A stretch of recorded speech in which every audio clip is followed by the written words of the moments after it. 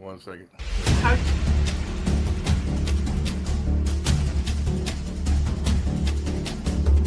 Purpose. No one can create your purpose for you.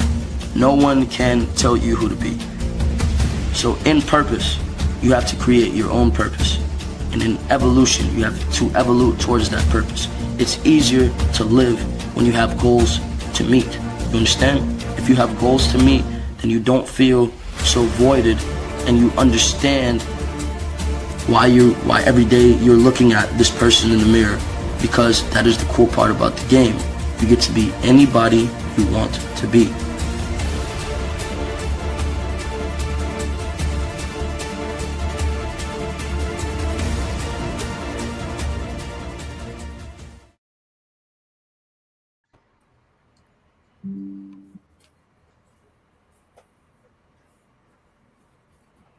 All right, welcome. You guys are tuned into another episode of the Power of Ownership Podcast. We got our super panel tonight on live. We're on all channels: YouTube, LinkedIn, Facebook, um, Twitch, Kick, everywhere. So we're live. All right, so let's go ahead and get with the introductions. I'll go ahead and introduce myself first, real quick, and then I'll let our co-host and my guests. Well, let the guests go first. Then we'll introduce ourselves from there. So Liz is our guest panelist on here. So it's her first time on the podcast.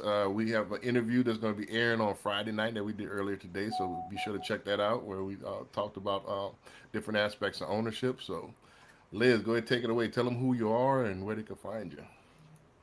Awesome. Hey, everybody. Liz Lopez coming here from Scottsdale, Arizona. And I've been in business for 20 years. I work for Nexa Lending. And I'm on all social media channels. So please look me up. My handle's DSCR Mortgage Gal, and come and follow me. Appreciate it. All Thank you. socials is the DSCR Mortgage Gal, right? That's all socials, right? That's correct. Gotcha. All right. And let me go ahead and do mine since mine up first, and then we'll go ahead and finish from there. My name is Brandon B. Dixon. My NMLS is 1541210. Is at Billionaire Loan Officer on all social media. Go to my website, www.applywithb.com, if you want to book me for a consultation, or if you want to apply for a mortgage.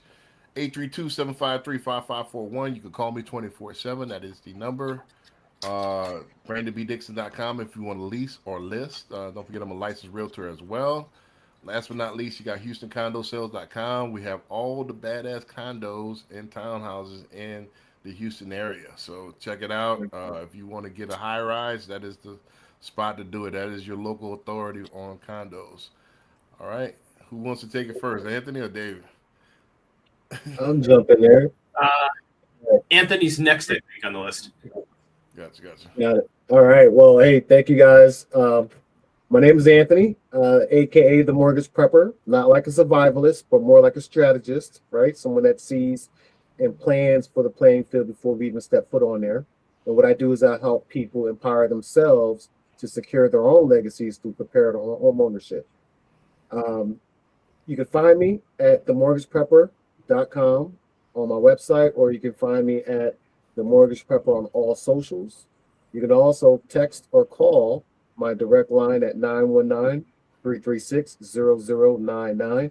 Looking forward to a wonderful podcast tonight, and you guys are in for a treat. All right. Well, then I think I'm up next. So my name is David Youngs. My license number is 328679. Licensed in 7 states: Minnesota, Wisconsin, Iowa, North Dakota, Arkansas, Florida, and Tennessee. But we do have nationwide options here at Nexa Lending, which all 4 of us are a part of here, so we can work with you anywhere across the country, including the Virgin Islands and Puerto Rico as well. So if you have any needs anywhere, we can help you out. One of us, if not me, somebody here.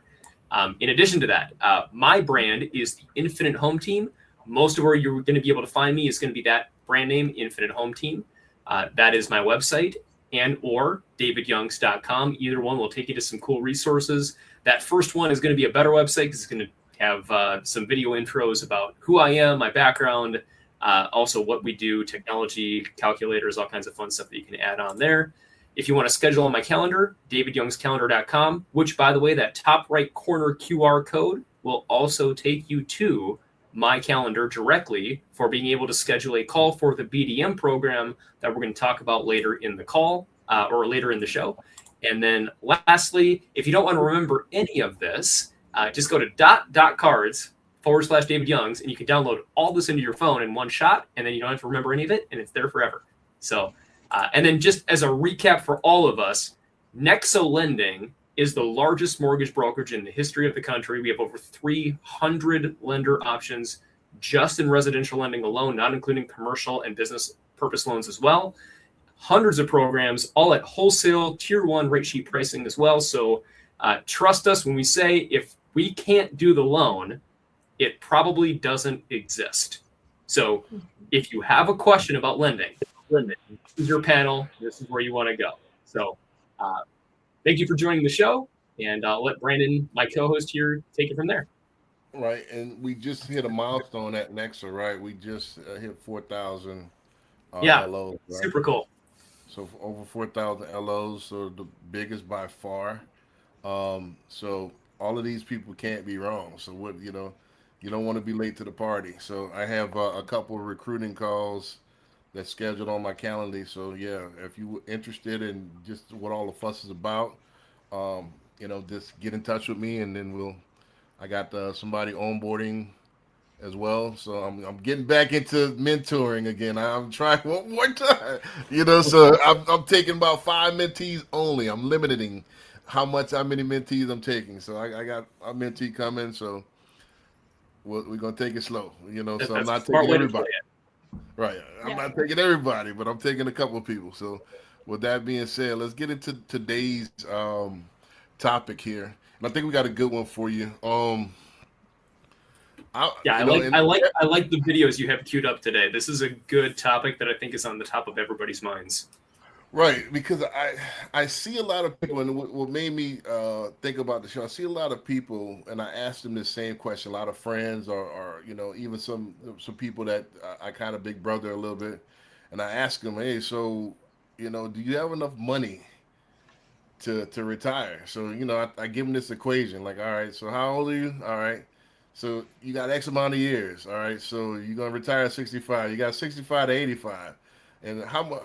And my question is, what would you like to live on? What would you say is comfortable right now? Most people say 100,000, 200,000. All right. So would you agree that 100,000 X amount of years from now will be 300,000, right? Or 200,000, right? So you take that times 20, and that's what you need to retire on. And a lot of people, mind blown. They don't have any game plan, and so many people kind of in la la land about this. So I wanted to kind of bring this to light a little bit. A lot of people don't take this into consideration. Like, what are you thinking about? So I want to say this before I go into the clip. America may not have a retirement crisis as much as has an ownership and a financial education crisis. A lot of people are not taking accountability of your entire life. A lot of people have the YOLO, you know what YOLO means, right? You only live once. And all right, screw it, I'm gonna go on this cruise and then I'll deal with it when I deal with it. A lot of people have that mentality, so let's go. And then you turn around and you're like 55, you're like, oh, I didn't expect to make it this far. Right. A lot of people don't think they're gonna, either make it or, they have this, kind of pessimistic, you could die from a lightning strike. All right, that what you're planning on doing? So I mean, so let's for those who care, and we're gonna evolve the conversation as we go. Not only about yourself, but the people around you. You might want to start taking accountability about your entire life. So let's go and get into this first clip here, and let me know when y'all can see the screen.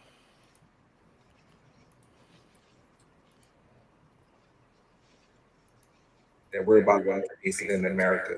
Everybody keeps talking like retirement is going to be guaranteed. We're getting a like strong. One day you're just going to wake up, turn 65, and you're just magically going to be okay. But the sad reality is millions of people are approaching retirement with little to no savings.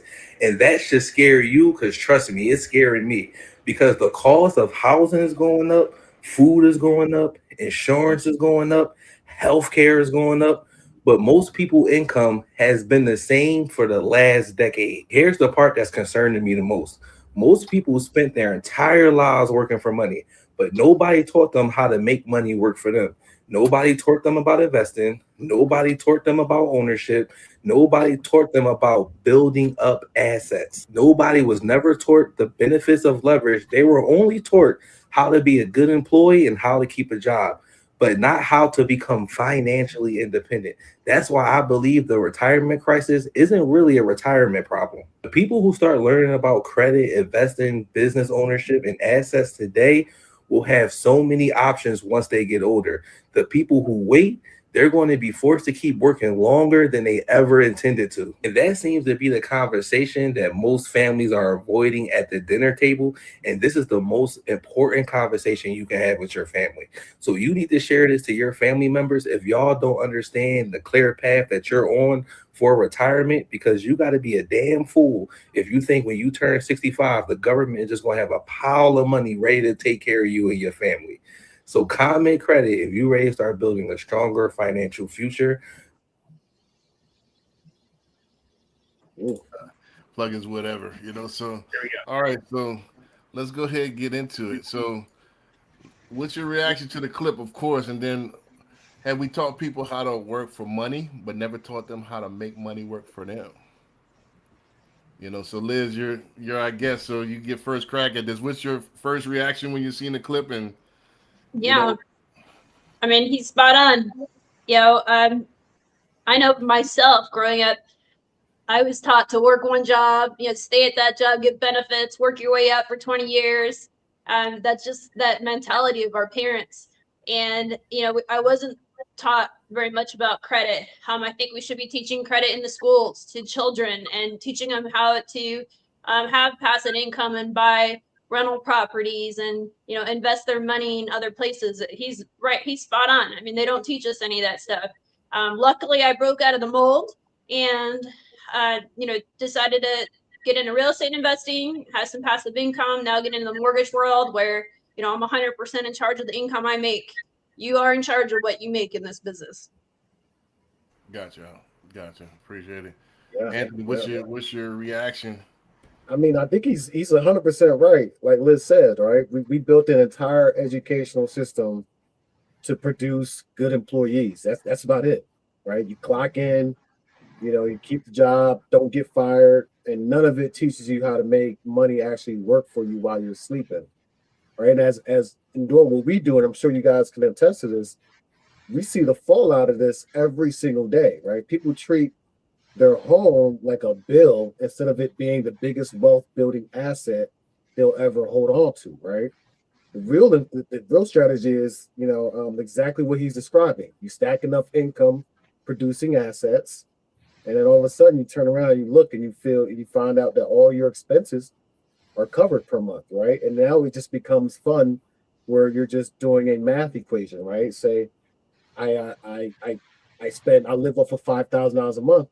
Okay, now that I got enough investments that cover that 5K, what if I wanted to do it at 10K, right? Or 15K? What's stopping you from compounding it? Because and this is probably going to be another clip later on, nothing gets cheaper. That's been my experience in this life. Everything gets more expensive. So whatever you're living off of this today, $5,000 a month, that could easily be $25,000, $30,000 in 10, 15, 20 years. So, I think the main thing is just changing that mindset and understanding that the lack of the gap is not, retirement or anything like that. It's just your lack of financial education. And sometimes you can't rely on other people to teach you what you need to learn. So you got to go out there and find the information yourself. Gotcha. David, what's your reaction? And have we taught people how to work for money and never taught them how to make money work for them? Yeah. So, first of all, is tort a word? I couldn't help it. Every time he says it, I'm like, he means taught, right? Not tort. Taught people. Anyways. I don't know. Maybe that's slang, though. I don't know. That's what I'm wondering. Am I just out of the loop that tort is a new word? Right. I have no idea. Well, I get what he was saying. Yeah. Okay. My point is though, Lanny, I just wanted to share that my background is in financial advising. I started off as a financial advisor with the cool ability to offer mortgage lending products alongside mortgage lending and other things too. So for me, this has always been cohesive. Like this has always been the same thing. If you're going to buy a house, we're going to talk through your insurance, tax strategy, retirement strategy, everything else simultaneously. This has never been a separation of the two. It's always been together for me. But I think this is where one of the biggest disconnects happens in our industry is so many professionals in the mortgage space are focused on this side, the liability side of the balance sheet, and then the financial advisors are on the asset side of the balance sheet with the retirement planning side. But the problem with this is the financial side, the asset side, doesn't usually talk to anybody that doesn't have money to give them today. So if you want to retire today and you got $1 million to give to them today, they'll talk to you all day long. They'll help you. Absolutely. But what if you just want to get started? What if you want to get going? What's my plan? What's the focus? What should I be doing? This is where I think a lot of people struggle is where should I start? Which, funny enough, I think it's interesting. The guy that promoted this is a credit repair guy, a credit specialist. So he's thinking about your focus right now is credit repair, building your credit score up, which is a huge component in all elements across the board of finance. So build your credit score up, build your financial strategy, then you can have a nice foundation to start building your retirement plan. So I just think that's interesting is credit repair guy is talking about financial strategy here for retirement planning, but you got to start somewhere. And this is where building your group, your unit, your people, finding these people like us on this podcast, getting people around you that you can listen to that can help guide you on this and reach out to for questions and advice is so, so important. As soon as you graduate high school or college, I mean, literally immediately start planning this stuff out and figuring out what is the plan to get to 30, 40 years from now, because I think everybody can agree, most of us don't really think about it until we're way late in the game. And it's like, oh, shoot, it's been 15, 20, 30, 40 years. I should probably think about retirement. And then all of a sudden it's like, am I there? Am I not? Like, oh, and for most people, they're not. So get your people around you as fast as you can and curate that team, that panel that for yourself. Right. Well, just to play devil advocate a little bit, most people don't know they have an issue. Don't forget, in society, we're taught that you're young. That's an excuse. Have fun. You're supposed to mess up. You're supposed to blow money. You're supposed to, live fast. You're young right now. That's what's taught. That is the social norm. So we're talking to people that don't know they have an issue. They don't start thinking about retirement until well in their 40s when they start, all right, when the back start hurting. And, oh, damn, all right, I'm getting old. So they might start thinking about retirement then. But honestly, what 18-year-old is thinking about retirement right now? Most of them are not. How many people know about assets versus liabilities? Most people want to get that Mustang. I was one of them. I had a Mustang Cobra. I think forgot what age, but I was a teenager. So you want that Mustang. You want that Trans Am. You're not worried about your future. So let's be honest, and then to add another nugget to that, a lot of us, and I'm just playing devil's advocate, y'all won't push back. A lot of us, we rely on everything else from the government, rely on, them educate us. They give us everything else. You watch the media, you don't really dig or anything else. Why would people dig on financial education? They don't dig on anything else. They take everything else at face value. So why all of a sudden, why would this be something? All right, well, I might need to think about it. So how would the average person, that has social pressures from everywhere overcome this? I think we think it's funny. I'm sorry, Liz. You go ahead, Liz. No, it's okay. Go ahead. No, so I was saying it's funny because my son right now, he's 20 and he's out of school and he's got a graphic design clothing line that he's trying to get off the ground. And I'm actually texting him back right now and I'm asking him, so what have you learned about money? Because I put him through a whole gauntlet of financial books and education when he was younger, but I feel like he hasn't resorted back to that, right? He has to stay on that path, and it's now up to him at 20 years old to be in charge of his own self-education. So I'm asking him, what are you learning about money? How are you learning how to handle the income when it does come, right?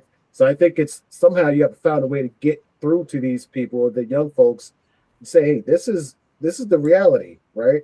Sometimes you have to shock them. And I think some of these clips later on in this show is going to talk about that, is that when you take the blinders off and say, hey, this is what you're looking at, right? Go down to Walmart and you'll see a senior working at 85 years old, right? That's a reality. And if this is not who you want to be, you got to take some steps now, right? So I think it's just show them the alternative. I think we have to start early. We don't teach credit in schools. We don't teach kids how to handle money. We don't teach them what a credit score is and how valuable it is. And, a lot of these kids come out of high school getting, their first credit cards and maxing them up and not, so many people live paycheck to paycheck. What do they say? 7 out of 10 people are living paycheck to paycheck. Very small percentage of us have a retirement. So yeah, I think we need to start early and not just like one class in high school. We need to start earlier than that. I'm teaching my son about money and about food and about reading food labels and just all kinds of stuff. We just got to start early.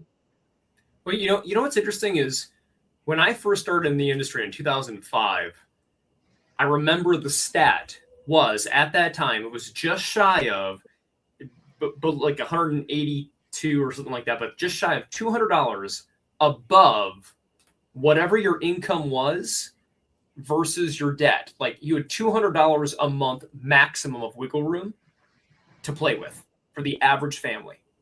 That was in 2005. Now here we are 21 years later. I can't imagine it's been any better.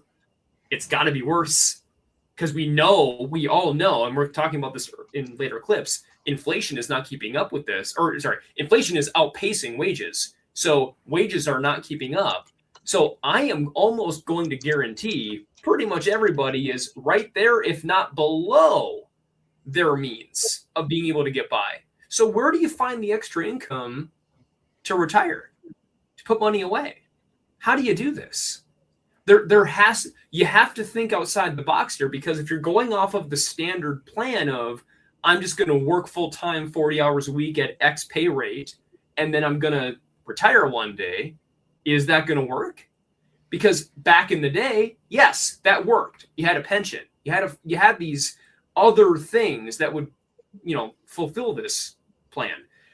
But now 401ks, matching even, gone.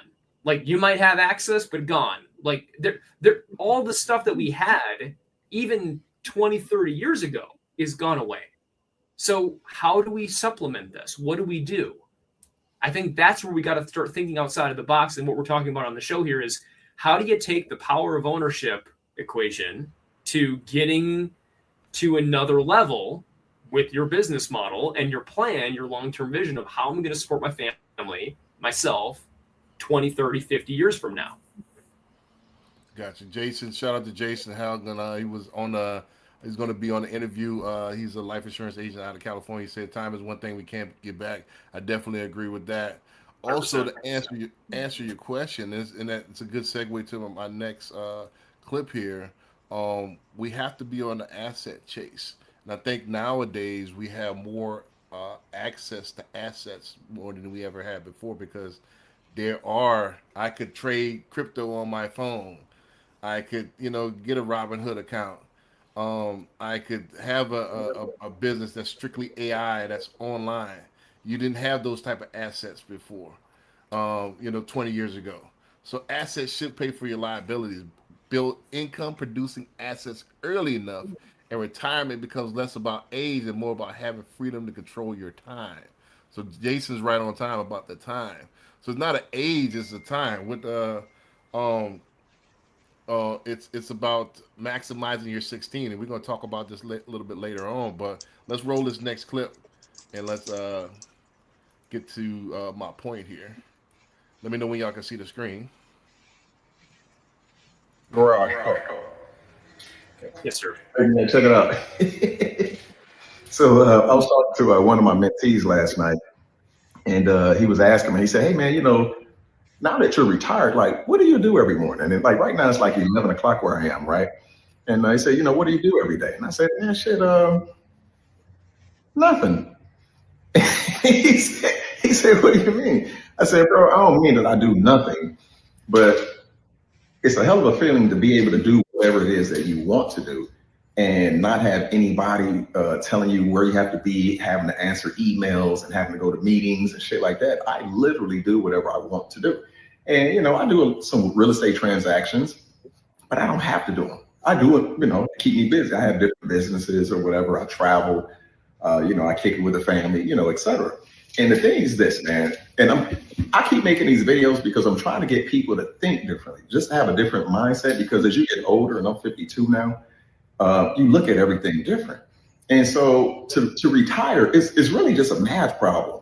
It's not what people think that it is. Some people think like, I got to work for this company for 30 years, get this little punk ass pension, if you still get a pension, or to, you know, be able to utilize your 401k. And I keep telling people, my real estate is my 401k. My real estate is my life insurance policy. I don't have to spend $500 or $1,000 a month in a insurance policy, because when I transition, you know, my kids will just get real estate and it'll be cash flowing. They can sell shit. You know, I'll tell them not to, but they can sell shit. You know, have money coming in for in case of an emergency. It's the same thing. It just looks different. And so, like when I tell people, it's really a math problem, because if you look at the average person in the United States, they make about $55,000 to $59,000 a year, and that's gross. So let's say it's 60,000 average gross. After taxes, it's about $4,500. So the average person is bringing in about $3,500 to $3,800 a month. Now, to get $3,500 to $3,800 a month in real estate is really not that hard. And people say that they're with their job because they have healthcare. Well, in most cases, you're still paying for that healthcare. The company is paying a larger percentage of it. And so you can pay for that yourself. Like with me and my wife, my healthcare for medical, dental, optical, et cetera, it's about $1,200, $1,250, you know, a month. I just have a rental property that pays for that. And so you can really look at it and say, well, if I'm bringing in, let's just say $4,000 a month. And then if you say, okay, each property is going to generate, depending on if you buy it right in the right location, it's going to bring in $600 to $800 a month. So technically you can retire off of 7 properties. And then you can just back into the number and say, okay, if I just get 1 property per year, you know, for the next 6 or 7 years, if you live at the average of 60,000, you can really retire. And that retirement, if you're making that amount of money, is enough for you to cover all of the current expenses that you have. Now, if you want to live higher on the hog, now you just buy more rental properties.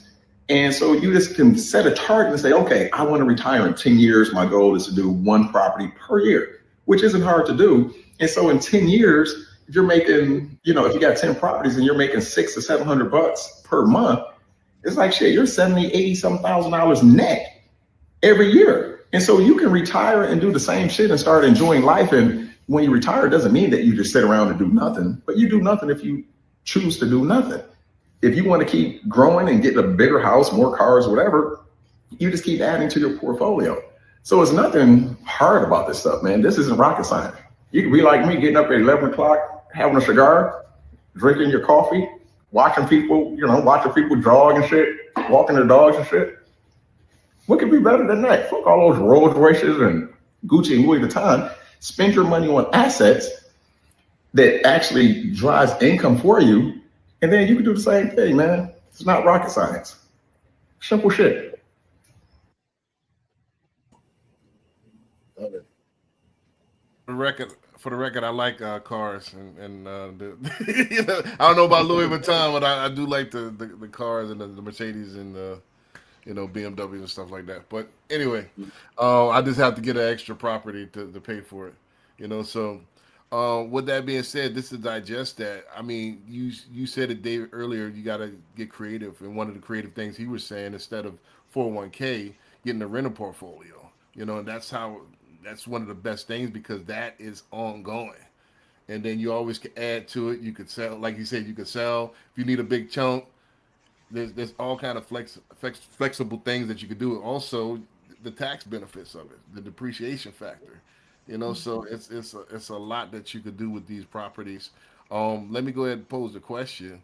Don't forget, give me a natural reaction to this clip. Is the real retirement strategy building enough assets to cover your liabilities, and how early should someone start building that plan? And Liz, again, I'll give it to you since I guess, but anybody can hop in.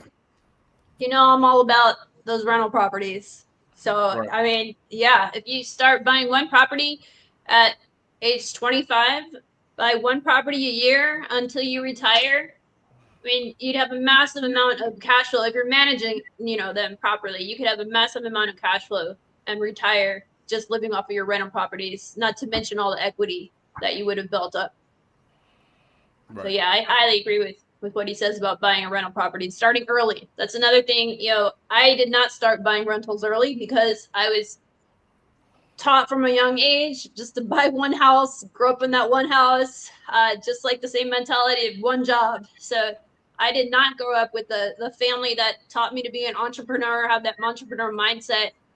My family was more about the risk, and it was too much risk. So yeah, you got to take those risks if you want to build, a large portfolio like this.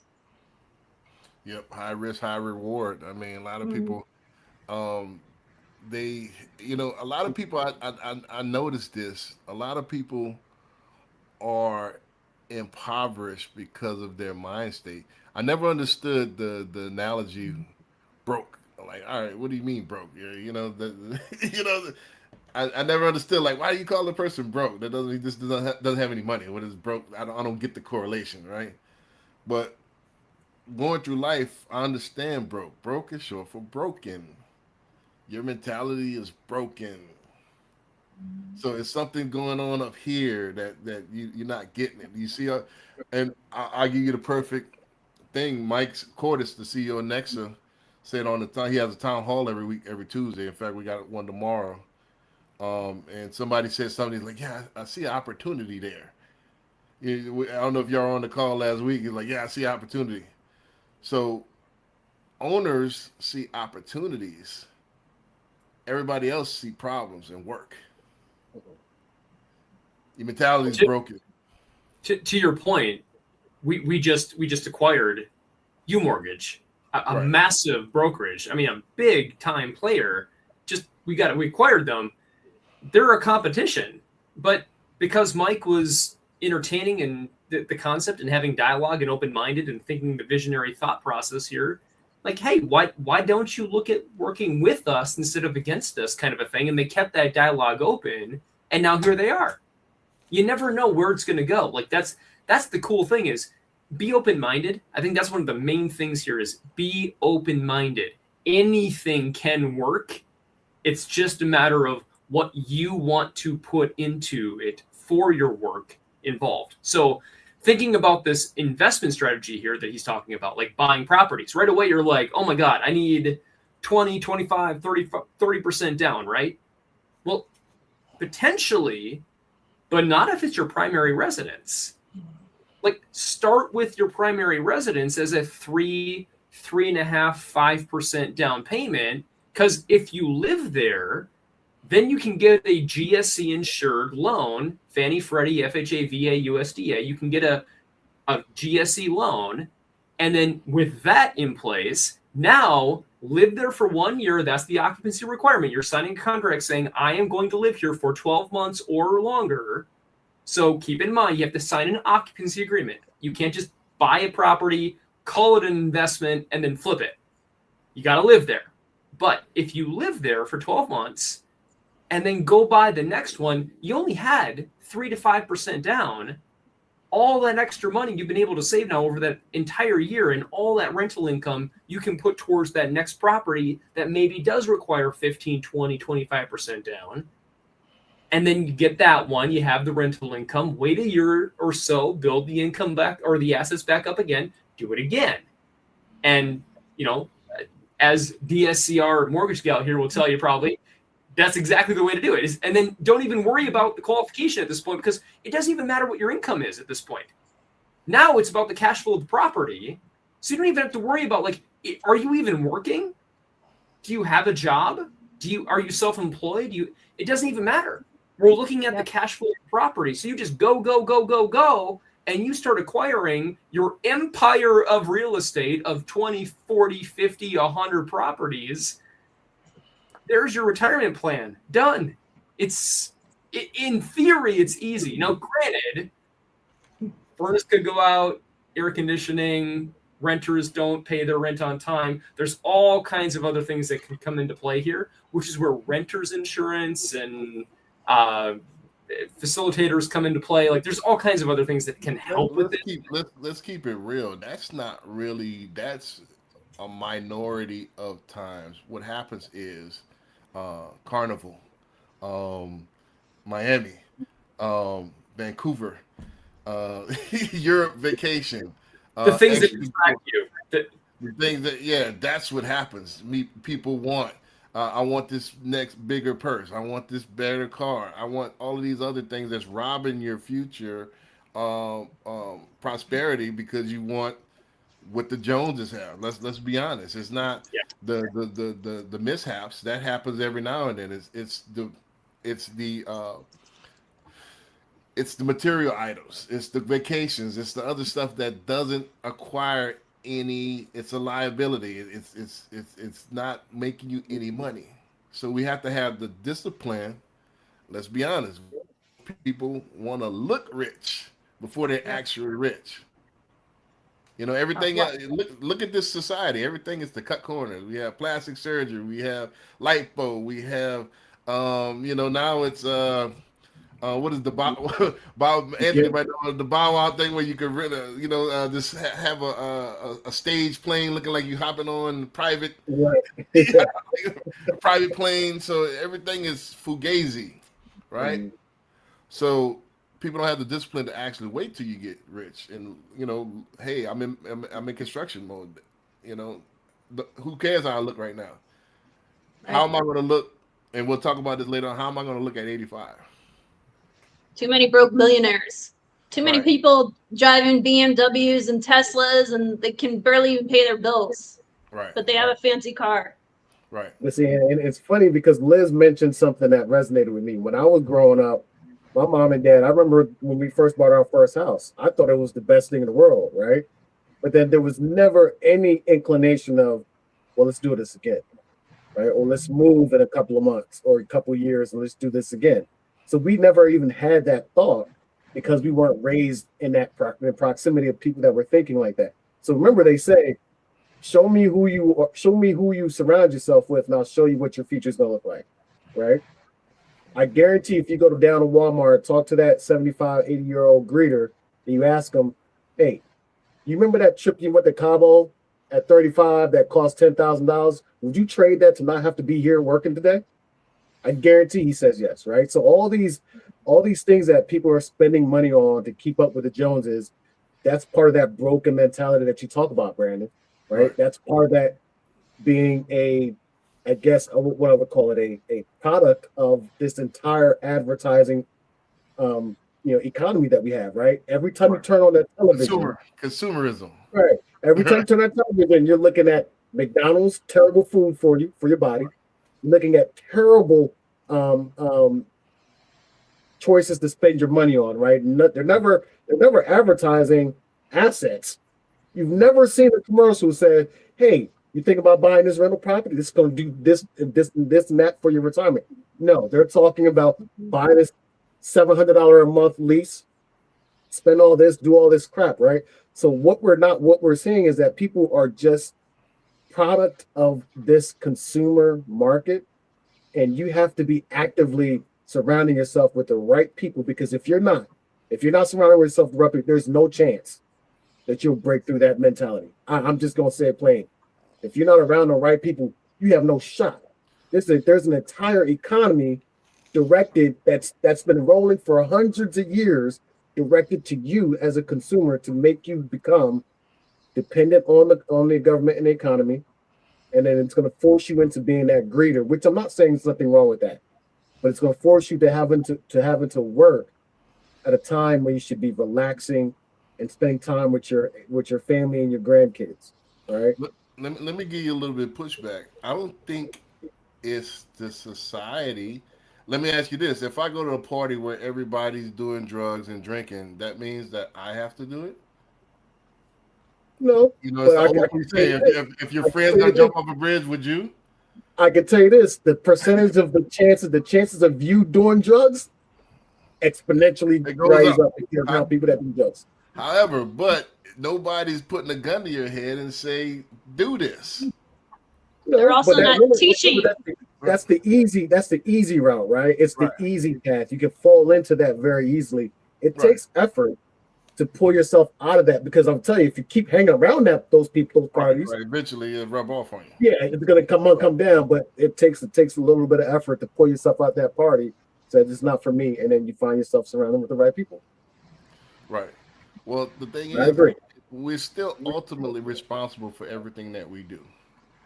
You know, so and nowadays, especially because you have access to information that we didn't have. We used to have encyclopedias back in the day, so a lot of this knowledge would be behind closed doors. You have knowledge. You're watching the podcast, but it's a shame that the Power of Ownership podcast is not going to get as much views as Gossip TV. You know, who's with who, or Murder TV, or whatever. That's more again. It doesn't. The right thing doesn't feel good. Just like we were saying, like, my back is hurting from doing a back workout. Your back is hurting. It just doesn't feel good. But if you do it consistently, Liz was talking about this earlier, consistently working out 6-7 days a week, later on you're going to feel good. Right. But we don't have that tunnel vision to see it through. We're looking at the now. You see where's that discipline? Where's that discipline? Not. That's the thing. I feel like I did a lot of martial arts when I was a youngster, and that discipline I learned at that point. I saw everybody around me. No one had that discipline, right? That's the thing. You got to start early. If you don't build that discipline early, imagine trying to build that up after you've already been infiltrated with all the trash, right? You know what I mean? Like, imagine trying to build that discipline from scratch. It gets much, much harder. This is why I say, like Liz says, if you don't start early, you're making it harder on yourself. Right. Well, you don't know what you don't know. Yeah, go ahead. We have to start getting into these schools and teaching these kids at a young age. Well, this is what the Power of Ownership podcast is about. This is my way of teaching. This is the way, because this is out here. As long as AI will permit us to have digital content, this will be out here. But we do need to do some analog stuff as well. Can I throw out one other thing? Is if you're in that situation, if you're thinking like, most of my friends, everything I've ever learned is this other thing over here, and this is hopefully you're tuning into this podcast and you're like, this is an interesting concept. This is kind of a new thought. Then find that one friend, that one person, that one thing. Like, go, if he takes a Google search, honestly, like, go find the friend. And then I'll be honest, if you reach out to any person online that is truly trying to give back to the community and help, like us, if you said, David, Brandon, any of you guys, like, I want to learn more, like, how do I do this? We are going to bend over backwards and help you and be like, what can we do to help you? Any good professional, no matter how high they are, is going to take the time to help you. So reach out to these people, find your buddy, find your thing, and go learn the stuff. Like, there's no, like, to your point, Brandon, there's no excuse for not finding this stuff. Yes, we're not taught this in schools. Yes, we're not taught this by our families, but there's no reason with the internet now. I mean, it's not even a Google search anymore. It's AI. It's like, I want to become an investor. What do I do? And like you start typing this thing in, and it's like, oh my goodness, it'll give you the entire blueprint. Everything you need to know. There's literally no excuse, but you need one person that you can kind of have as a mentor that you can follow and help guide you. If you find that one person, it'll really help you. The difference is action. A lot of people talk a good game, but they don't take a lot of action. Let me read the clip. They're scared. They're scared. Yeah. Uncertainty. Jason said, "I wish I was on. I would love to talk about mortgage protection on each property." Yeah, mortgage protection is definitely important as well. That basically, like he said in his next one, mortgage protection is just a term policy per asset. So each particular property has its own mortgage protection, and then if you do pass, that does pay off each property for your legacy. So we're going to talk about this a little bit later on. I want to evolve the conversation. And then Jason said, so good, starting the process, getting into a DSCR property. I think Jason might be looking to get a property here soon as well. We were talking earlier. So by the way, can I just say, as a former insurance licensed professional for almost a decade, helping Jason out here, insurance is probably the least sexy product you could ever sell. I mean, like literally, like you're going to pay money to hope the money might come back one day. I mean, it's a gamble, but it's not a fun gamble. It's not like, blackjack or, roulette or whatever. I disagree. It's not a gamble. This is the one thing for sure, two things for certain. You will kick off. Yep. You're going to kick off. And when you kick off, it's a matter of how much responsibility do I want to take?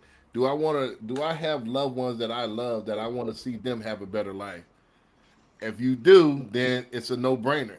If you selfish and you don't care and all right, I'm only here today, go tomorrow, whatever happens, then you might not want to invest in life insurance. This is for somebody else than yourself. So you have to be mature enough to say, hey, this is not for me. Yeah. Which by the way, that was literally what I was going to say next. So you did probably said it better and shorter than I would have anyway. So awesome job. By the way, just want to point out what the life insurance policy that I put on my father, who died young at age 53 when he died of cancer. My mom is still living on that policy. That's how she got by, is that life insurance policy. He didn't have enough, but he had enough to get by for my mom. So, enough that my mom was able to get by. So just saying, it doesn't sound great in the time. Like, it's not a fun topic. Talking about death, talking about suffering, talking about disability. None of this stuff sounds fun. But you need to have the conversation. And it's amazing, mind-boggling, how many people do not have enough insurance on themselves for any of these categories. So please have that. If they made it mandatory, they would. Just like car insurance. Car insurance is mandatory. That's the only reason people have it. Exactly. So let's go into this next to turn a little bit. Most people aren't prepared for real numbers. We live in a financial la-la land because we rarely calculate what retirement actually costs and build a strategy to get there. Most people if you talk about them, they're oblivious. I talked to some Gen Zers and they're like, I don't know if I'm gonna live that long. I might off myself. I don't want to get that old. This is real Gen Z. I've had real conversations like, dang, you guys got 40 years, won't you? So it's most people live. This is real conversations that I've had. People don't really want to. The numbers scared them. So let's dive into a little bit of numbers here. So this is a short clip, so let's go ahead and get this going real quick. Let me know when y'all can see the screen. Say 30, 65. I've got some financial news for you that you might either find, terrifying, or maybe you might find it comforting. I think it really depends on which age bracket you're in that I'm going to cover as to what you see it as. Okay, here's the first group. People between the ages of 55 and 64. If you are in that age group, studies say you should expect to have at least $1.3 million in your retirement account by the time you turn 65. That's the bare minimum. And that will give you about $50,000 a year in income during your retirement before taxes. I don't know how you feel about that, but that's the bare minimum. Okay, what if you're between the ages of 45 and maybe 54? Well, you should expect to have saved about $1.7 million for retirement. And by now, by your age between 45 and as late as 54, you should have at least $566,000 in your retirement account. And according to the Fidelity study, that age group, they only have about $62,000 saved. Okay, 35 to 44-year-olds.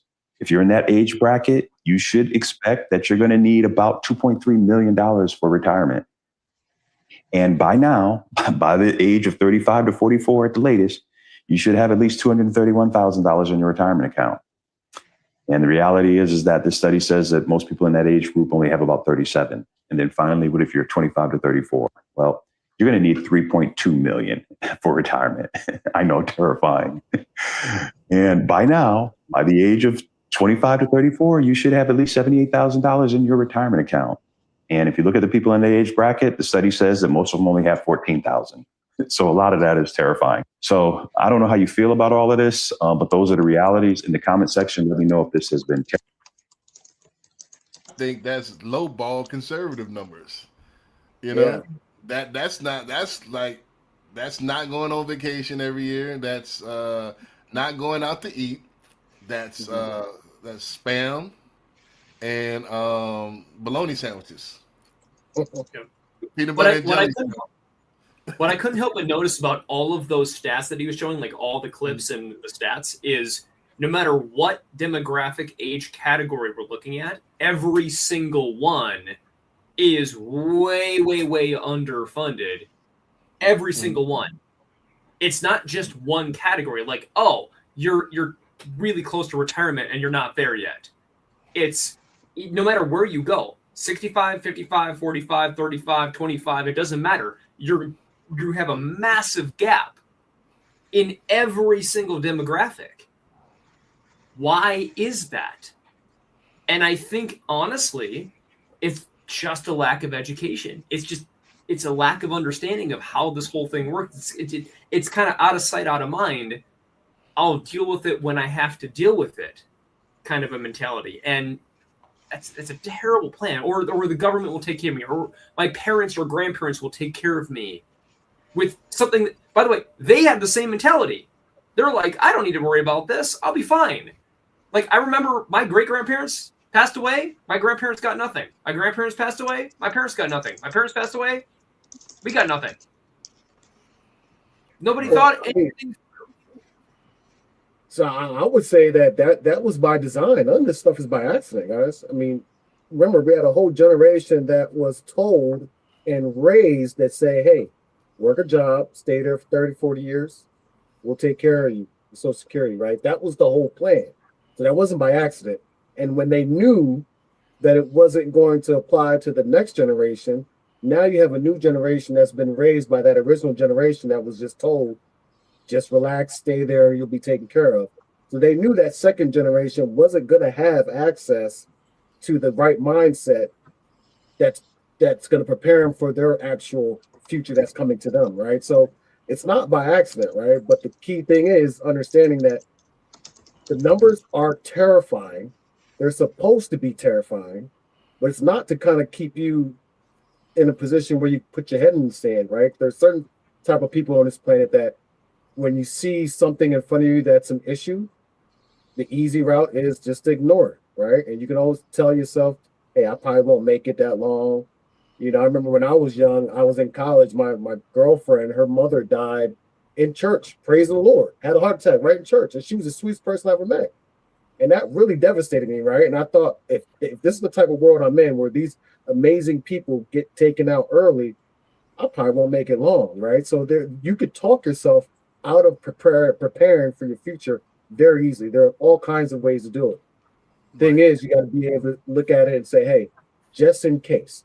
And if there's anybody that relies on me, if you got any children, then you really have to kind of look in and start preparing for that. I think that's the main thing, is just understanding that the system is meant for you not to be an owner. You don't want you to be an owner, right? But there are owners and there are renters, right? So you got to figure out which side you want to be on.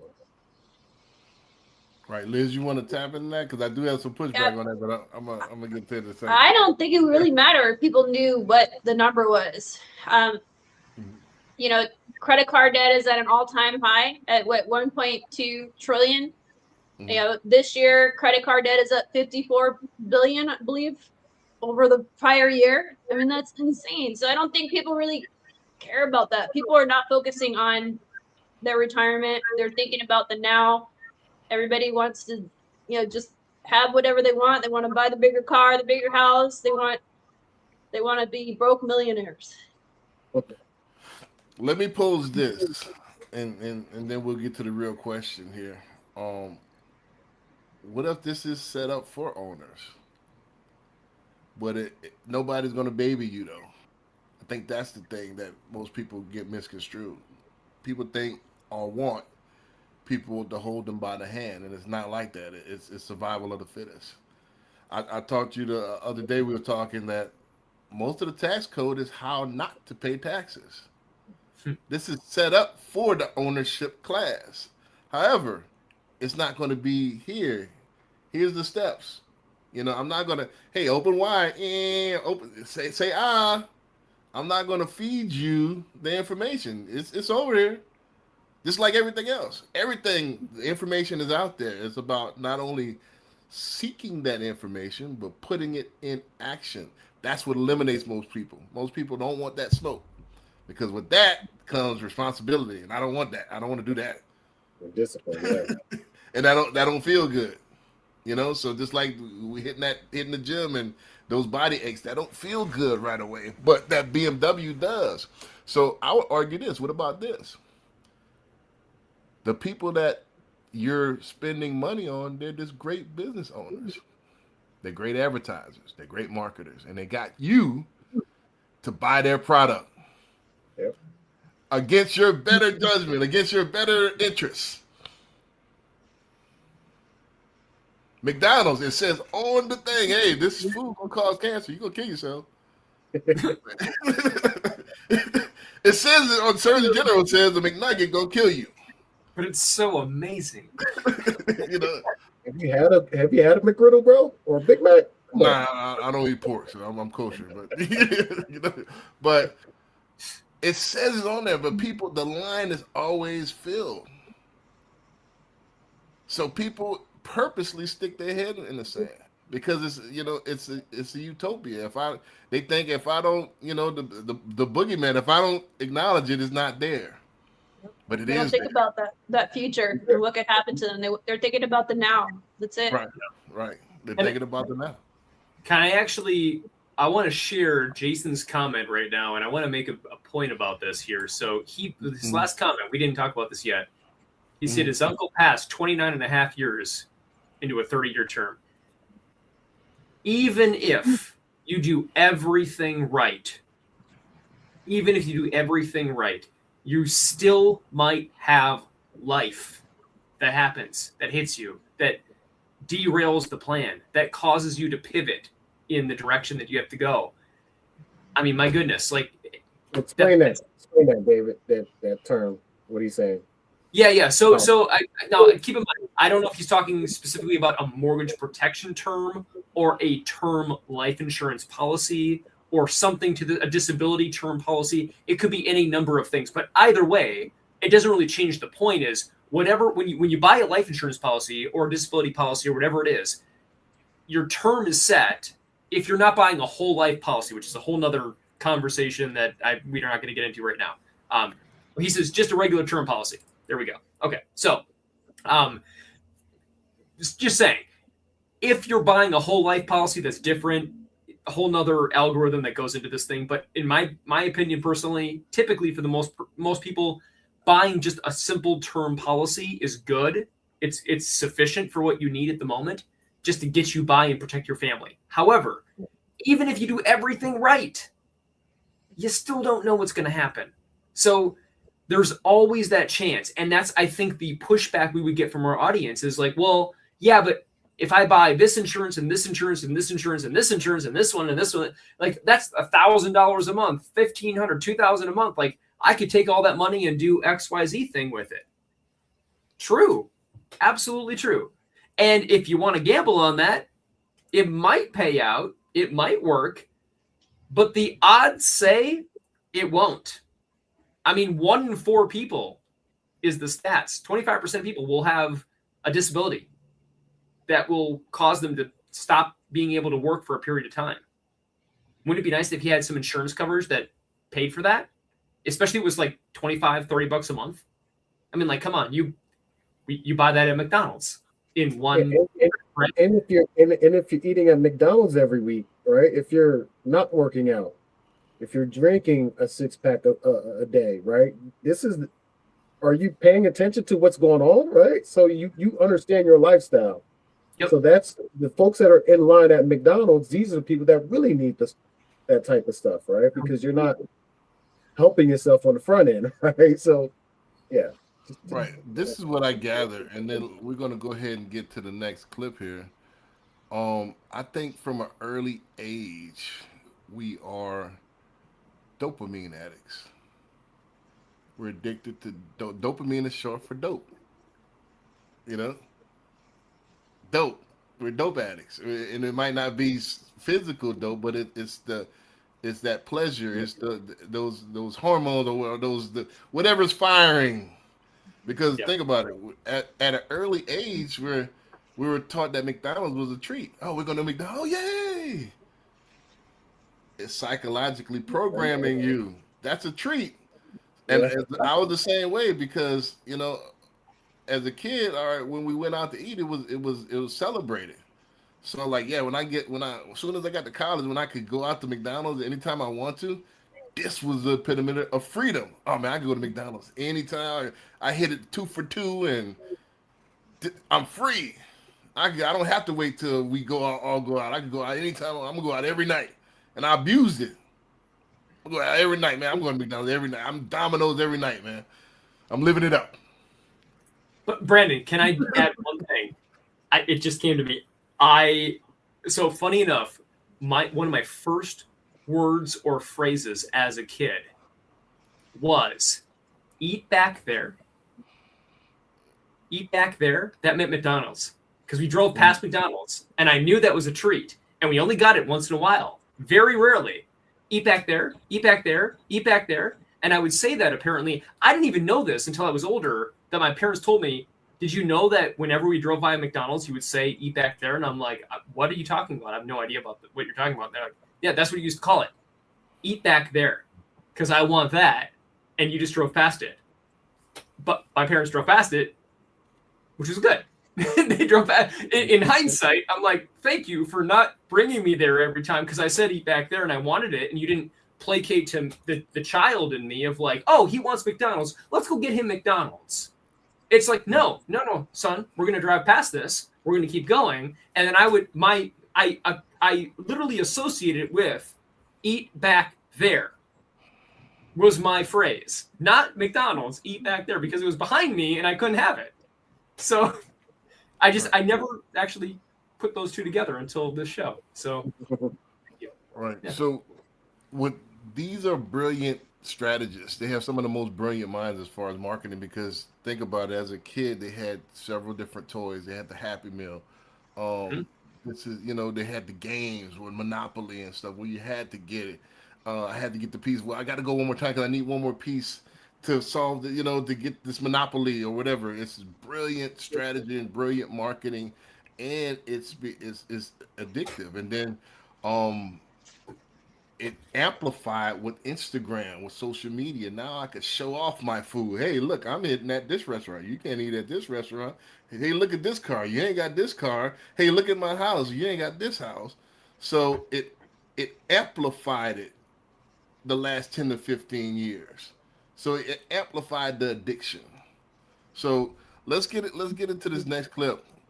Let's talk about ownership a little bit. Ownership means owning your entire life, not just today. If you enjoy the day while leaving your older self dependent on your children or the government, you never fully took ownership. So I would argue, and we're going to get into this clip, that when you're in that mind frame, you're robbing your older self. You're not taking responsibility. You're still avoiding adulthood. And what I mean by that is that, hey, I got to look at not only the people surrounding me, I'm gonna take responsibility for them, and I'm gonna take responsibility beyond my life. But we duck that. Too hard. You know, so let's get into this. Let's get into this clip, and we'll develop this here in a second. We're making good time. We only got a few more clips. All right, let's run this one. Issue where most Americans will run out of money. They will outlive their money in 11 years or less. And so, and the fastest growing segment of American society today are those people reaching over the age of 100. So if you retire today 65 or 70, but if you're out of money at age 76 and you're relying on what? Social Security, charity welfare, or your children for support, what is that going to do? Taxes aren't going to go down. They're going to go up. And so they outlive their money. That's the number one fear.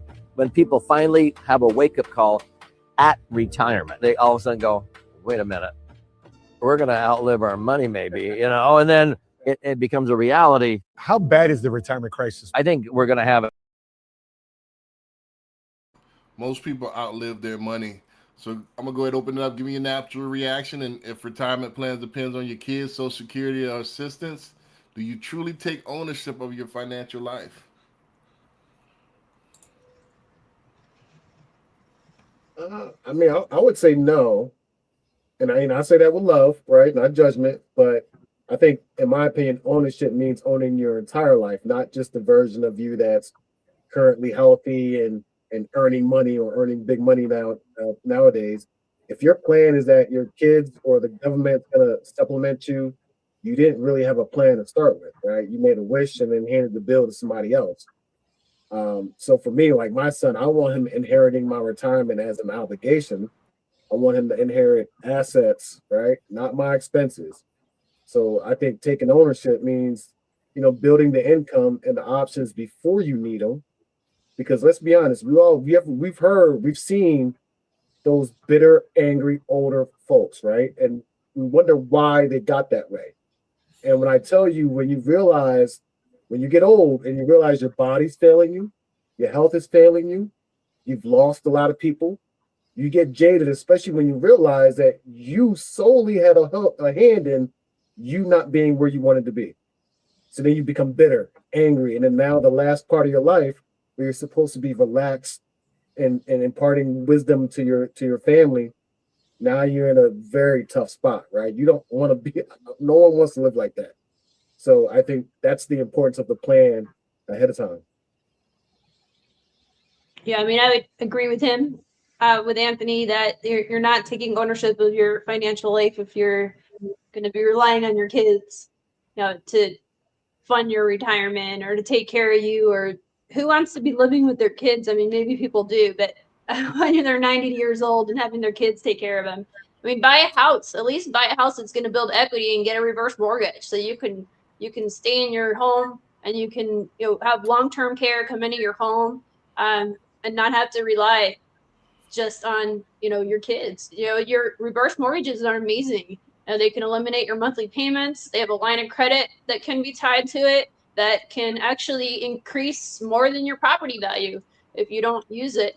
But you can pull it out, and your home could be upside down on a reverse mortgage, and you still won't owe the difference. So there's a lot of things that people can do to take ownership. Definitely buying real estate, at least having a primary residence that builds equity, and trying not to max everything out, just trying to get everything handled. And as you're getting into those retirement years, just start thinking about how you can pay off that debt, pay down that debt, live in a smaller house, don't live beyond your means. And figure out some other ways that you can bring in additional income, whether it's real estate or crypto or, I don't know, there's tons of other different ways, buying, self-storage, or, I mean, who knows? There's tons of different ways that you can bring in additional income. You just got to think outside the box, and let's not play the victim mentality. Right. We talked about victim last week. I'm glad you brought up the reverse mortgage point. By the way, one of my colleagues from my former company, not here now yet, we'll see, but one of my former colleagues, he actually has a presentation that I talked with him about, walked through the whole process, and he said in his presentation, I'm going to argue if you have $10,000 in the bank or 10 million in the bank and you have a house, you should have a reverse mortgage. And by the end of this presentation, I'm going to prove it to you. And then he walks through like 10 different scenarios of hypotheticals. You're in this situation. You're in this one. You're in this one. You're in this one. And then he just goes through it all. And he's like, this is where you would be with it at the end. And after seeing that, I'm like, well, crap. I wish I was old enough to get a reverse mortgage. Like, I need one right now. like this is amazing. I don't understand why everybody doesn't have this, but it's because everybody thinks reverse mortgages are bad. That's the mentality that we have nowadays. Is the same as so many other things. Certain things, adjustable rate mortgages, ARMs are bad. There's so many things that people think are bad because of what they knew about 15, 20, 25 years ago that are no longer the same situation today. The regulation changed, the products have changed, the advice has changed. Everything is 180-degree difference. But nobody knows this. They're still assuming it's the same, which is where a qualified advisor comes in. And sadly, even in our space, in the mortgage community, there are very few mortgage professionals that can speak to insurance, tax strategy, retirement strategy, reverse mortgage planning, and all these other things that tie into what we do, including, of course, you as well for the DSCR ratio program of investor strategy. So when we talk about all these different things, there's so many things that just, it's just sad that there's not a lot of education on this in the market. But if you have the right person with you, these people right here on the panel, any one of us can help you, guide you through this. If you want to DM us, reach out to us directly. We can help you find the right people, even if it's not us directly. We'll get you to the right people. Right, Jason said, I need to see that, not what I would have thought. Yeah, reverse is different. It's more of a wealth-building strategy now. It's different than the Ford mortgage, but it does have a lot of, a lot of positive. It's not what the media once upon a time. The math works. You just have to see the math. Right. Yep. Yeah, some of those products don't have DTI requirements. You could be in pre-foreclosure. And there's proprietary products you can start getting when you're 55 years old. Right. So let's go into this next clip here. And we're going to skip around a little bit. We're going to get to the last couple here. So, David mentioned earlier that you can do everything right and still be one event away from your plan collapsing. A job is income, not a retirement strategy. Never put your entire financial future in one basket. And I see that a lot, especially, Liz, you talked about earlier, how we get like one-dimensional. And we were taught to be one-dimensional, and that was steady. I was stable, and people that had multiple things are, you guys are flaky. Nah, is that the new age and the way technology is coming, especially with AI, you gotta not be scared to try things, because you're gonna need 7 streams of income. So if this business doesn't work out, all right, get another one. You need these assets to multiply, because I think we're looking at a 3x. I think a rental in my area right now is I want to say anywhere from the $18,000 to $2,000. In Houston, you can't get a house unless it's in the hood for less than like $250 now. It used to be like $120 just a few years ago, $120, $150. You get a lot of houses. Now it's $250. And that's bare minimum. That's meat and potatoes. So what I'm saying by that is that I think in the next 20 years we're looking at $450. We're looking at $4,000 rent. But you're judging on today's standards, and it's not going to be the same. So your level of living might not increase, but the prices will. So I think that 50,000, when we talked about earlier, that's going to be poverty right now. 50,000, you can't afford a house right now. you're gonna need a cosigner. Serious. I had early today in Atlanta. You're not gonna be able to afford. You need tenants in common. So let's go ahead and run this next. We got a plan for that. Let's go ahead and run this next clip, and let's go ahead and talk about it. All right, let me know when y'all can see the screen.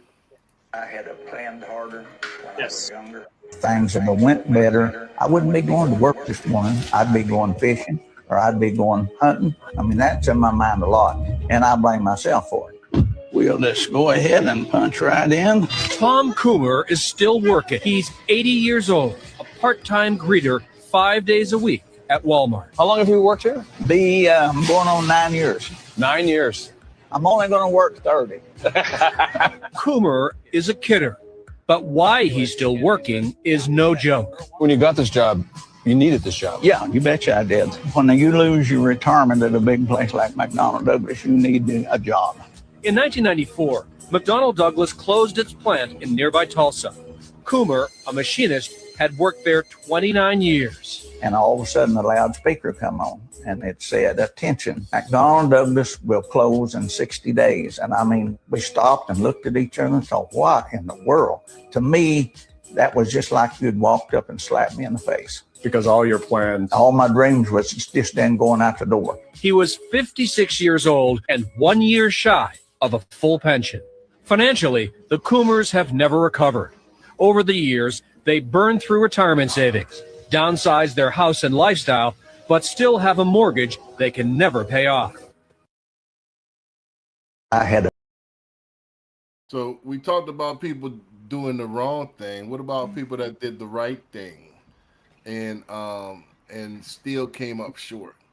So I wouldn't say that was the right thing, Brandon. That was just the thing we're told. Quote unquote, in society, the right thing. They didn't go buy the fancy car. They didn't go on the vacation, stuff like that. They worked and they did what they was told. They as what we perceive as tax-paying citizens, and but still came up short. My thing is this: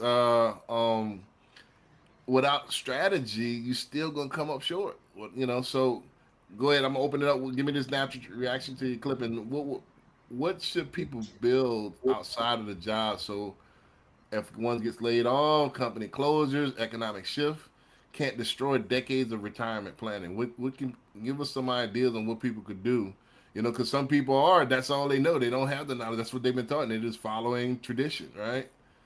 So some people, I don't think it's enough. It won't be enough. Because even 401k is not enough. Yeah, that clip, like that wrecks me every time I see that, because back then he couldn't go online and say, hey, how do I make sure my retirement is straight? What investment strategies can I find? He couldn't find that info, right? That was something that was gate kept in certain communities where you had to know someone to find out how to do this stuff. And he did everything he was supposed to do, right? He didn't buy some crazy house. He doesn't seem like the type that would have all these luxurious cars and vacations. And then, a loudspeaker, literally a loudspeaker at his job destroyed his entire life, right? A job is just income. It's not a retirement strategy. And it's the one basket you don't actually really control, right? They could not like your tire one day. Yeah, like there, and I know in North Carolina it's at will, so we ain't even got to tell you what reason. Yeah, right. You're out of there. We ain't got to give you no explanation. So, I mean, the whole thing. People don't understand how close to the knife's edge that they're living every single day. Right. One accident, you walk out that door, anything can happen. Now you can't work. What you gonna do? Yeah, right? I had a lady today. It was a nurse, and this true story. Hope she's not watching now. I'm not putting any names, but she got injured on a job, and her disability is $803 a month. Oh wow! And she can't work. She's getting $803 a month. So not even a portion of her previous income. So she can't. She planned for this. She bought insurance, but underinsured. But right, exactly. She tried to do the right thing. Is my point. And still, that's what she's dealing with, right? Right. And so that's what this clip is about. Like, all right, you thought you perceive that you're doing the right thing, you still come up short. Yep. So what are some of the things? Yeah, just to throw something in there is that's the whole prepper strategy, is that 1 is none, 2 is 1, right? So if you're not over preparing and saying, hey, in case this happens, I need a backup, right? If I want to get one asset to cover a liability, now I need 2 assets covering that same liability. I'll bump it up to 3, right? You got to bake in these contingencies because life will kick you right in your face with no mercy. You know what I mean? So you got to kind of anticipate some of this stuff because you may not have a chance to make that pivot when it actually happens. Now, I feel bad for that nurse because $800, you imagine the stress just added on to her, right? When she's supposed to be recovering. This is how people go down that slope, right? This is how things get bad very quickly for people. Right. I feel like that was the clip right there. Is life will kick you in the face. That was a good clip. It will absolutely. Are you prepared for it? It's going to happen. Right. When is the problem? When's the question? My thing is this: if you have a shield on when it kicks you in the face, it's not going to hurt as much. You know, right? You know, so you got to have some type of preparation. You know, like the mortgage prepper, you got to be prepared. Also, even if it means taking a step back to take a step forward. You know, and that's what I did. All right, do I need the big house? Let me get this house. It's not, you know, there is no neighborhood. I made the road, so you know where I'm at, but it doesn't have the curb appeal, but I don't have any bills, so I could sit there and my game plan is I want to run the numbers up, so that way I could, you know, pass on and, you know, stuff like that. But could I have maintained my huge house in Katy? Yeah, I could have still been there. But for what? What's the game? Why am I doing this for? For what it's worth, by the way, for our listeners, just so you know, I highly, highly respect Brandon. Mm-hmm. There are very few people that can speak to this topic and actually deliver on it as a personal process. Like, I have watched and seen you, Brandon, do exactly this. You've shown me what you've given up, what you've had, and what you're doing next, all for the sake of trying to grow and be better. It has you, exactly to your point, you have exactly everything you need and want right now. You could probably retire right now, to be honest, but you're not doing that. You're doing the right things to put action in place to put yourself in a better position and then help lead, train, develop other people and help bring them along with you. So the leadership that you have is amazing, which is why, honestly, when you invited me to be a co-host and I had the invitation to come join you, I'm like, dude, this guy's awesome. Let's go. So just anybody watching, Brandon is living proof of exactly what he's talking about. This is not just hypothetical. He's living it right now. Right. Now, I appreciate the kind words, but there is some downside because when you do step back, people think you fell off.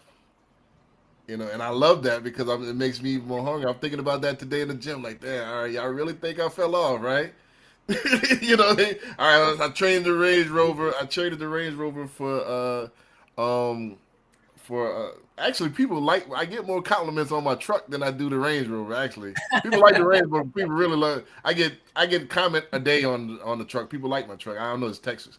You know, so I don't think my truck is that bad. You know, it's 2024, but I traded the Range Rover, got the truck, plain Jane, first American car in a minute. Who cares? It runs. It's brand new. It got all the bells and do I need the Range Rover? I love it. Don't get me wrong. I love the Range Rover. I love the BMW. However, that's all going to come. You know, I want to go ahead and too much is given, much is anticipated, as much is expected, right? So I think I can live comfortable. I did that for 8 years. what now? You know, what's next? You know, I have more to give. So I'll go ahead and this. I want to say this to get back to the point before we do this last clip. When I was suggesting to the lady earlier, it was almost like I was talking a foreign language. I was like, well, you know, if you can't work, you still could do online stuff. You still could, you know, get a tax service. You could do this, and like I was talking to a wall. So I do, you know, feel for. However, there is things that you can do where you don't have to have physical work. You know, you could actually start an online business, AI business, anything. You know, get your tax license. You can get your insurance license. Like Jason was talking about, you get your insurance license in less than a week. A mortgage broker. Get your mortgage broker. You know, so this is not physically working on a railroad, but you why sit there helpless? I'm gonna just sit on this raft in the middle of the ocean and not pedal. Even though I don't see land, I'm gonna pedal somewhere. Eventually, land's gonna be somewhere. As it's sinking, right? Because $800 is sinking. Right, That's not sinking. So you say I'm just going to let it sink, and you know, no, pedal, kick. You know what I'm saying? On that point, Brandon, just asking the question: are we going to play the clip, or are we just going to let it ride for the BDM program here? Let's go ahead and yeah, because we're running out of time, so I wanted to make sure. Okay, so yeah, let's just clip it right here. If anybody wants to learn more about what you can do with Nexa Lending, the largest mortgage brokerage in the history of the country, with over 300 lenders, wholesale rate pricing, again, there's nobody that can touch us in the entire industry. If you would like to learn more about what you can do to join the company without a mortgage license, just simply helping us market the concept, scan the QR code at the top right of your screen, and you'll be able to learn more about what this is. Schedule a call with me one-to-one. We'll talk through your strategy, make sure that you understand exactly what's required. Keep in mind, there's not a lot involved. There is some requirement to keep it compliant, but you do not have to do a whole lot to be able to go out and market mortgage lending. It's pretty easy, right? You want to buy a house? Great. Call David. Call Brendan, call Liz, call Anthony. Done. And you get paid. So It's that easy. If you want to add a retirement income strategy to this entire equation, and as you start learning and realizing how this whole thing goes, maybe, just maybe, you want to learn more and you want to actually get into this industry and learn it. We have coaches on staff that can teach and train you exactly how to get into the mortgage industry. And by the way, we need good qualified people. We have been losing people across the industry because of the interest rates lately. So we need good qualified people. Come on board, learn what's involved, and let's help you grow and build a retirement plan around whatever you're doing right now. Right. And I will play the clip, and I want to say this, and then we'll run the last clip here. But this is one of the things that you can do to diversify your portfolio.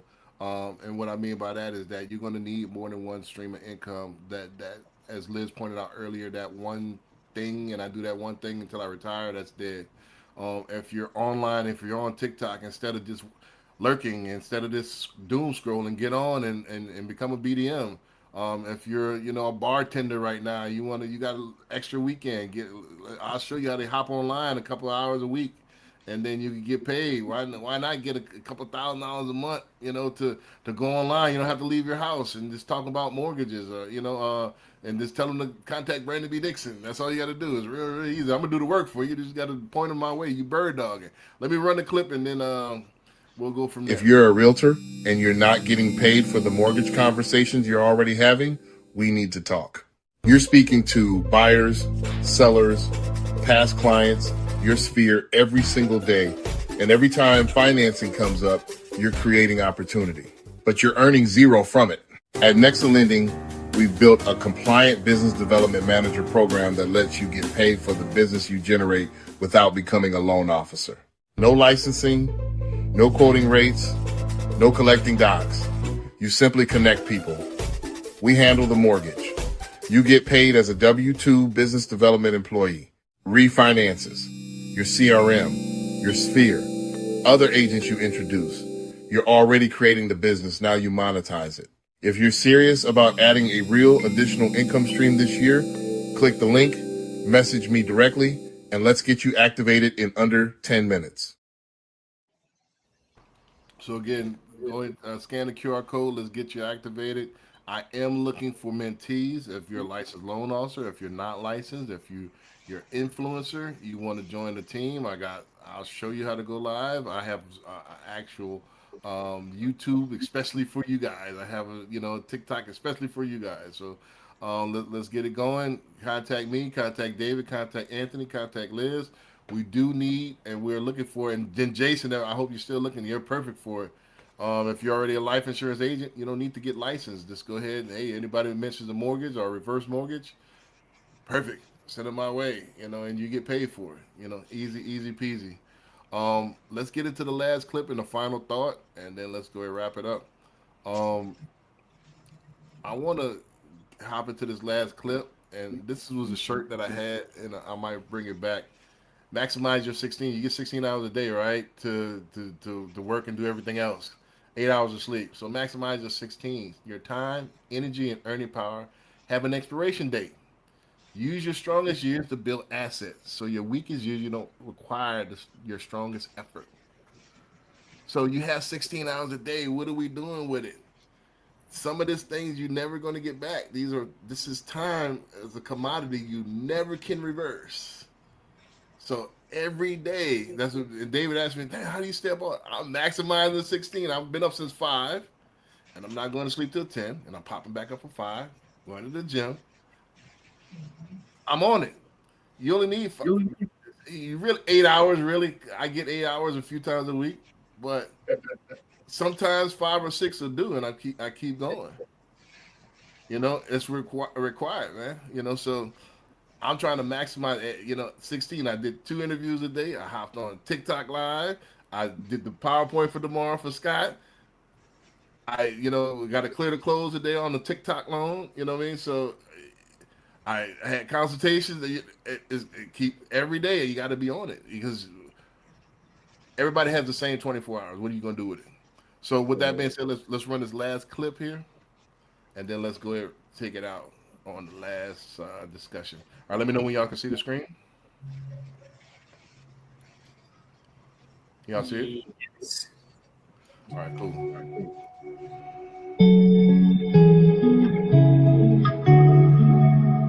This is so sad.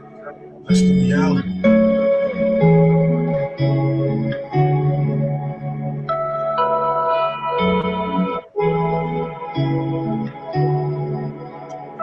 This is so sad. But do you know how many people that this is the reality for them? How many times have you gone to a Depot? How many times have you gone to a McDonald's and you've seen someone that's a grandmother, a grandfather, that's too elderly to even be working, and they're there working because they have to work to make enough money just to make it to the next day? This is the reality of what's happening right this very moment. Unfortunately, most people want to ignore and most people want to act like things are okay and the government is going to make things better when it's not. You need to start working on what you need to do.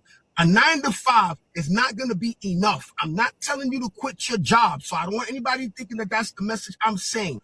What I'm saying to you, anything that is tied to how many hours you can physically work means there's a limit to it. And we all understand, even with people with degrees, they're not making enough money just to make it to the next day. So I'm going to encourage everybody, please, you must start investing in yourself. You must start investing. Take the money that you're making and start putting it somewhere that can eventually start growing and start paying you. Because many people are going to be in the same situation as this man right here, where you're going to be in your elderly age, 60s, 70s, 80s, and needing to work because you're not going to make it into the next day. What are you doing to prepare yourself for tomorrow? Because tomorrow will come quicker than you think. Are you prepared? Comment below.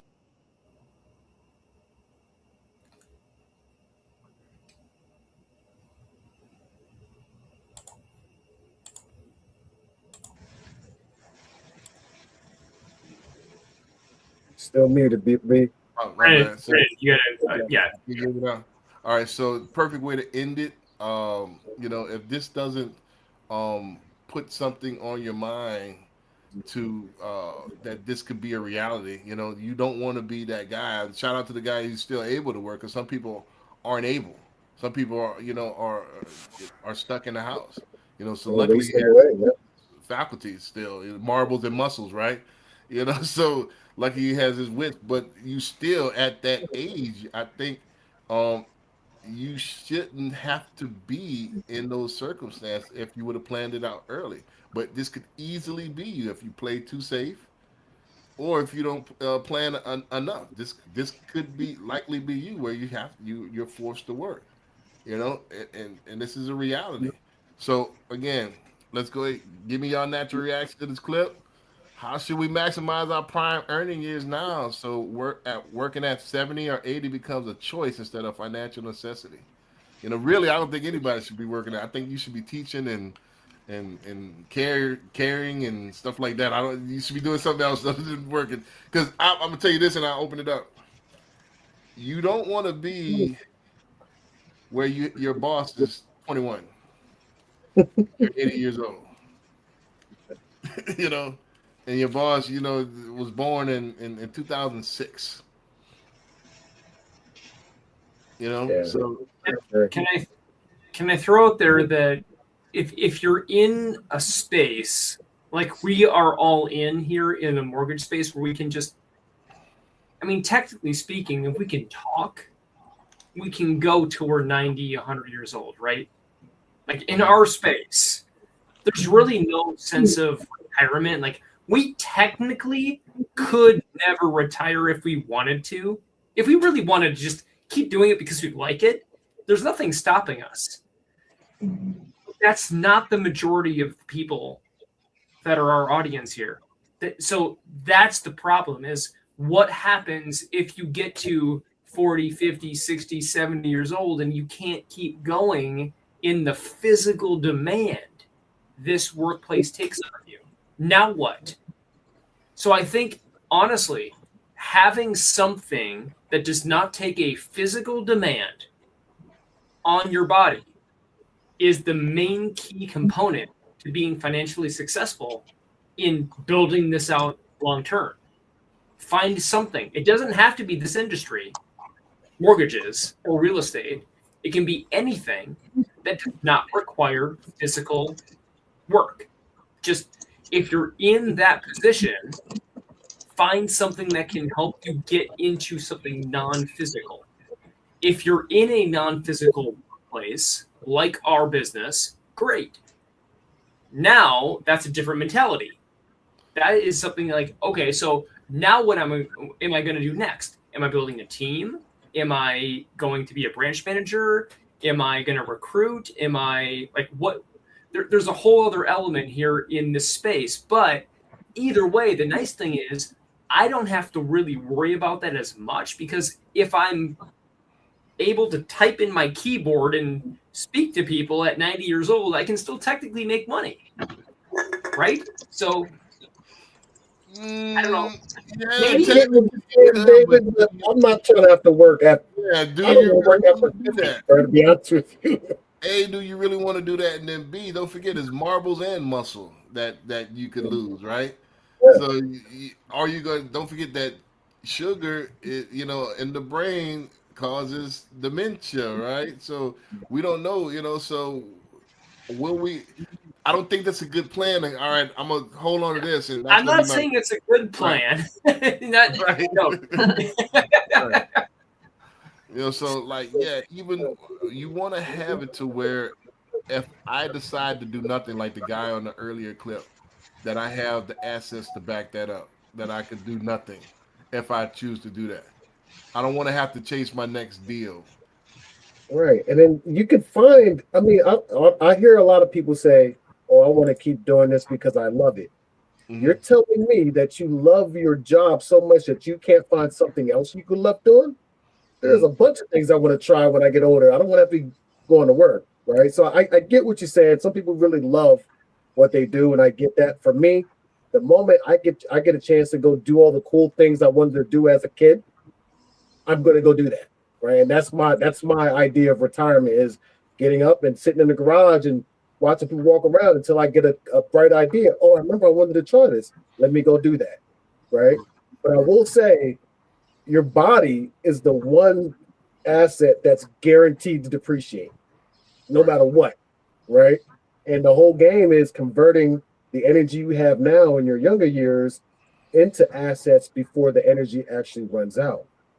So you don't want to be in a position where your weakest years are the years that demand more energy from you, right? Or more effort, right? That's why I kind of keep going now, because I can come up with a lot of reasons not to do anything, right? I've always been a laid back kind of guy. I can go relax and go stare at the stars and feel content, right? So I know I can do that, but I want to make sure that I could do that when I'm 70 and not have to worry about putting food on the table, right? Right. So I get it. Your body will depreciate, and if you don't use it now, you're going to be in trouble. Well, your mind as well, you know. Yeah, So, body and mind, same thing. Yeah. You know, don't. Yeah, I mean, Yeah, go ahead. I was just gonna say I agree with Anthony. We have to think about the now and start doing things that, you know, build our assets up, and we are living in the age of, you know, AI. So there's so many use ChatGPT and help you figure out what you can do from home to make money with the extra $1,000 that you have a month. What can you do to put it into that'll build passive income? Whether it's buying vending machines, or I mean, there's so many little things that you can do to just start building that passive income. You just have to take those risks and start thinking outside the box and get rid of that victim mentality. Right. So buy assets instead of vacations, you know, but Yeah. you know, that's the thing, is that we love vacation, though. We live for the weekend. Well, we need that, but buy the asset first. Right. And have a vacation fund. Don't just be, you know, we need to start keeping track of our money and where's it going. A lot of people have no idea. Right. And maybe downgrade a vacation. You ain't got to go to Cabo. Just take a day off of work. Sit on the couch. That's a mini vacation. Right? I've never been on a vacation in my life. I went on my first one last year. Yeah. I've never taken a vacation. The only time I took a vacation when my daughter graduated from college and from high school. And even then I drove there, seen her walk the stage, and drove back and went back to work. I've never been on a cruise. I've never been you know, everywhere I go, I'm still working. So I'm gonna say, if you've gone on a Royal Caribbean cruise and you just walk into that place, boy, it's hard to not leave. I'm more of a Viking than a Cunard type of guy in Royal Caribbean.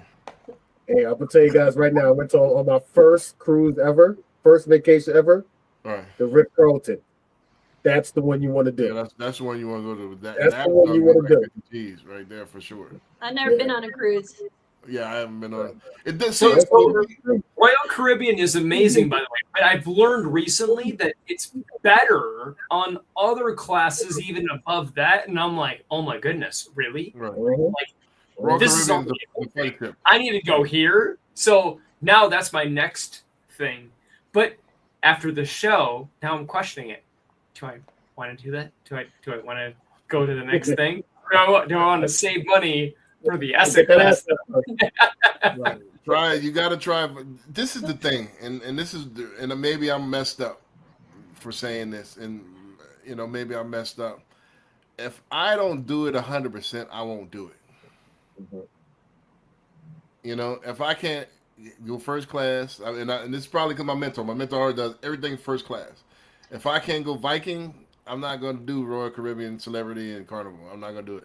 If I can't go, you know, VIP tickets to the concert, I'm not going. I'm not going in the nosebleeds. I'm not going. You know, that's how I am. If I can't do it, I'm not going to do it. That's why when I go on vacation, I just want to go, and then I want to go one way, and when I decide to come back, I'll go another one way. That's vacation. That's not a vacation. That's a relocation until you decide to come back. I'm going to go, and then when I decide to come back, I'll come back. If you That's decide a vacation. It must be nice. You know, I'm not there yet. I'm not there yet. So, you know, I want to eventually get to that point. That's what I'm working toward. Like, you know, when I go to Thailand, I'm gonna go, and then when I decide I'll come back, I'll come back, and then I'll go again. You know, I don't want to have. All right, so I'm here. I got Thursday, and then I'm jet lagged the whole day, and then I'm trying to see it. Nah, that's why do that. Why spend money to do that if you're gonna do half-ass? It doesn't make sense to me. Well, I think a lot of people, what they run into, the trouble they get into is they have those dreams, right? There's nothing wrong with having that idea.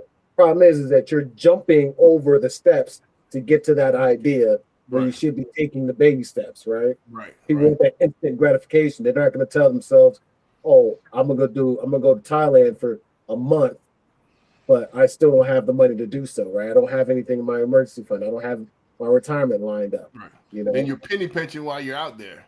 Exactly, and that's not really doing it the way you were supposed to do it in the first place. That's not a vacation. What are we doing? Brendan is older than you might think. Right. That he's actually been saving and planning and doing this thing for longer than you might think. So it's not just like he's thought about this yesterday, right? Well, I could leave him go on vacation right now. Is that will I enjoy it? You know, it's like, all right, if I got to be back Thursday, why did I pay money? Do you have to be back? Because your job means you can. I was on the cruise working. Right, but I'm just saying, like, as far as all right, what I won't even be looking at the amount of money I'm spending. You know, I'm not there yet.